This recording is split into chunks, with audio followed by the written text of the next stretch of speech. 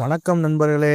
இன்னைக்கு நம்ம பார்க்க போற படம் வந்து ஷெல்டர். இந்த ஒரு படம் வந்து த்ரில்லர் படம் இல்லாம ஒரு சாதாரண கதை அம்சமா போறதும் பார்த்தா கடைசியில் பார்த்தா ஒரு ட்விஸ்ட் ஒன்று வச்சிருப்பாங்க guys. அந்த ட்விஸ்ட் நம்ம வந்து யோசிச்சே பார்த்துருக்க மாட்டோம். அப்படிப்பட்ட ஒரு தரமான ட்விஸ்டா இருக்கு. நமக்கு பஸ் ஸ்டாப் மட்டும் கொஞ்சம் போரிங்கா போற மாதிரி இருக்கு. ஆனால் செகண்ட் ஹாஃப்ல தான் வேற லெவலில் நம்ம ஹீரோ வந்து ரிவெஞ்ச் பண்றதுலாம் பார்க்கும்போது எல்லாமே ரசிக்க முடியாத இருந்துச்சு. இந்த ஒரு படத்தோட நம்ம கதையை பார்க்கும்போது ஒரு தீவு ஒன்று இருக்குது. அந்த தீவில் வந்து ஒரு லைட் ஹவுஸ் ஒன்று இருக்குது. அந்த லைட் ஹவுஸ் வந்து பாதுகாத்துக்கிட்டு ஒருத்தர் இருக்காப்புல. ஆனால் அந்த லைட் ஹவுஸ் வந்து வேலை செய்யாமல் இருக்குது. ஒரு நாய் ஒரு கட்டத்தில் வந்து வாழ்ந்து சர்வே பண்ணிக்கிட்டு இருக்காங்க அந்த தீவில். ஒரு கடுமையான ஒரு புயல் ஒன்று வருது. அந்த புயலில் ஒரு சிறுமி வந்து புயலில் மாட்டிக்கிறாங்க. அந்த சிறுமி வந்து நம்ம ஹீரோ வந்து காப்பாற்றினதுக்கப்புறம் அந்த அவ வீட்டில் வச்சு பாதுகாத்துக்கிட்டு இருக்கும்போது ஒரு சமயத்தில் இந்த தீவில் ஒரு மர்மமான ஒரு சோல்ஜர்லாம் வராங்க. அவ வந்து நம்ம ஹீரோவும் அந்த பொண்ணை கொள்றதுக்கு ஒரு இடத்துல வராங்க. இது தெரிஞ்சுட்டு நம்ம ஹீரோவுக்கு ஒன்றுமே புரியாது. சின்ன பொண்ணுக்கு ஒன்றுமே புரியாது. எதுனாலும் நம்மளை கொல்ல வர வைக்கிறாங்க அப்படின்னு சொல்லிட்டனால நம்ம ஹீரோ வந்து அவரோட பழைய திறமைகள் எல்லாத்தையும் பயன்படுத்தி அந்த வில்ல சோல்ஜரை ஒரு கட்டத்தில் போட்டு தள்ளிடுறாங்க.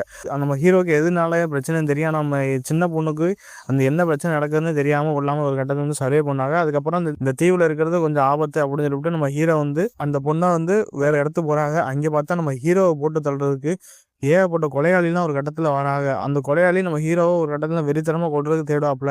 அதுக்கப்புறம் தான் தெரிய வருது நம்ம ஹீரோ ஹீரோ வந்து பெரிய ஒரு கொலையாளி. அவர் வந்து முன்னாள் ஏகப்பட்ட ஏஜென்ட்களை ஒரு கட்டத்தில் போட்டு தள்ளியிருப்பாங்க. அதை ரிவெஞ்ச் பண்ணுற விதமாக தான் ஏகப்பட்ட கொலையாளி ஒரு கட்டத்தில் வராங்க. அதுக்கப்புறம் சின்ன பொண்ணையும் கொள்றதுக்கு வராங்க. அதுலேருந்து நம்ம ஹீரோ வந்து எப்படி எப்படிலாம் சர்வே பண்ணி அந்த பொண்ணுக்கு காப்பாற்றினாரா, நம்ம ஹீரோவுக்கு பகையாக இருந்த ஏகப்பட்ட குற்றவாளிகள் வந்து போட்டு தள்ளினாரா, அதாங்க சேர்ந்த ஒரு படத்தோட ஒரு கதையாக இருக்கும். இப்போ நம்ம ஃபர்ஸ்ட் ஹாஃப் பார்க்குறது கொஞ்சம் ஓரளவுக்கு ஓகே மாதிரி தான் இருக்குது. ஆனால் செகண்ட் ஹாஃப் பார்க்குறதுக்கு என்ன சொல்கிறது, ஒரே வேற லெவலில் சம்பவம் பண்ணியிருப்பாங்க. அதெல்லாம் பார்க்கும்போது எல்லாமே ரசிக்கும்படியாக இருந்துச்சு. நம்ம கதையே ரொம்ப கதைக்குள்ளே போகிறவே எப்பப்போ அந்த கதைக்குள்ளே கூட்டிகிட்டு போவி அப்படிதாங்க நமக்கே தோணுச்சு. மித்தோடி இந்த நம்ம ஜேசன் ஸ்டாத்தம் அவர் தான் இந்த படத்தோட ஒரு மெயின் ஹீரோவாக இருக்காப்புல. அவர் நம்ம சொல்லவே தேவையில்லை.